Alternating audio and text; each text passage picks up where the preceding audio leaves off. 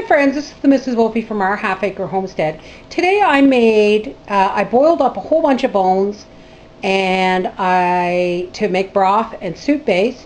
I've taken out the larger bones. I've taken out the nicer bits of meat and the broth, and what I have left over is bits of grizzle, bits of stringy meat, soft bone ends and things like that. And so I've decided not to throw those away. I'm going to make dog food. All right, I'll see you at the stove. Okay, now this is the leftovers. I've separated the meat and the bones, and I took all the good meat out. Now, it's not that there's any bad meat in here, it's just that there's bits of grizzle and soft bone from the boiling.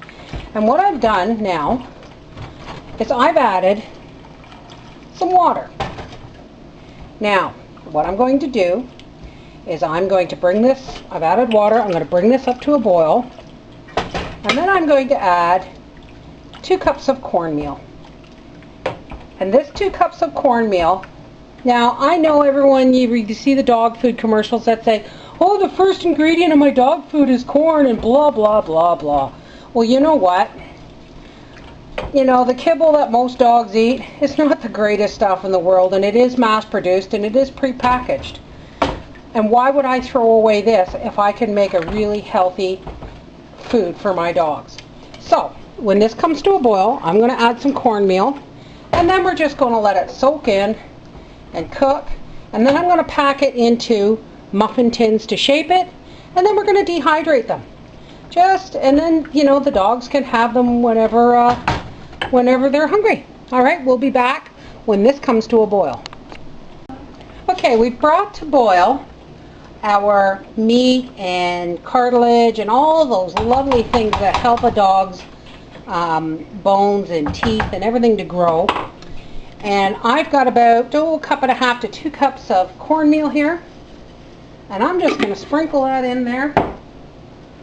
And we're going to stir this.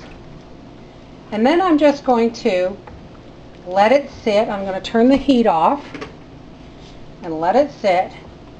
And if I'm not mistaken, this should make some pretty darn nice meal for my dogs.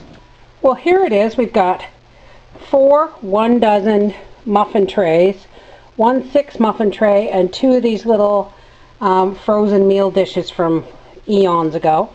And I'm going to let these just sit and soak and gel. I think this is going to be a really successful dog food. All right, we'll be back tomorrow when this is, or later when this goes on the dehydrator.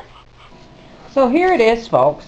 It didn't solidify as much as I would have liked to dehydrate it. And then I thought about it, and I thought, why would I dehydrate dog food if I have the freezer space? So right now, this is what I'm giving my dogs this week, and Pixie's waiting for it, but you've already been fed today. They love it. They absolutely love it. Well, the girls are licking the bowl, and they are just loving that. But obviously, if I can make these things work, they're going to have lovely treats. And then I put these in the freezer to freeze. And word to the wise, spray your muffin tins with Pam before you freeze them. But I'm going to pop these out and put them in a freezer bag. And then they'll just get, you know, depending on the size of your dog. Like, I have little dogs, so 2 of these each would be plenty. Okay, what I'm doing is I'm popping out my little packets of dog food. And 2 of these will do my dog, one of my dogs. And I'm just putting them on wax paper, folding the wax paper over, and then putting 2 more, just popping them out, putting 2 more on the wax paper again. And that effectively is a portion for each of my dogs every morning. And I'll just keep them separate with wax paper and pop them in a BPA-free plastic freezer bag. And every day, my puppies will get 2. Dog food! Who'd have thunk it? Take care.